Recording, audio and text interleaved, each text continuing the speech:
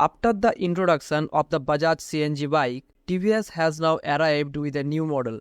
Not new, they are now going to launch the CNG scooter on the model TVS Jupiter 125. I mean, in the bike section and also in the scooter section, there are CNG models.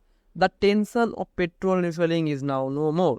The news are roaming around that in this year they will make the demo pieces and will show the world their product. In this video, I have discussed the details of the new TVS Jupiter 125 CNG scooter that will surely launch in the Indian automotive market. Before we move to the video, please subscribe to my channel and press the notification bell for more updates. You can also read my articles on www.automobilehut.in website. The TVS Jupiter 125 is the best offering scooter in the commuter segment scooter lineup. TVS is for family scooters, while it comes equipped with the largest under-seat storage in the 125cc petrol scooters lineup. It also has a unique placement of fuel tank which is under the footboard area. So this company should change the underseat area into a CNG tank as Bajaj did. The space in the scooter is enough to place a CNG tank, and this I think will increase the weight of the scooter.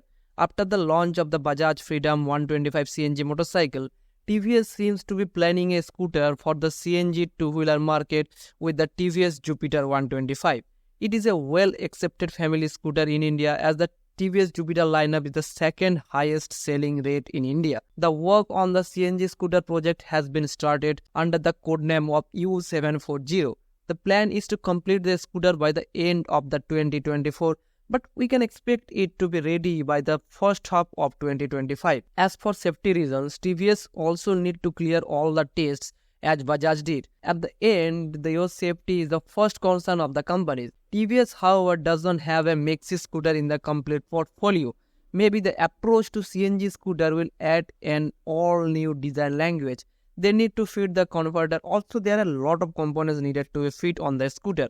The height of the scooter may increase a lot as it will change the wheel length to make the scooter more comfortable. The suspension setup will also change a lot. Well, let's see what will come in a final product. They have an aim to sell 1,000 gas-based scooters. The CNG scooter idea will definitely get more traction due to the affordability and availability of CNG pumps.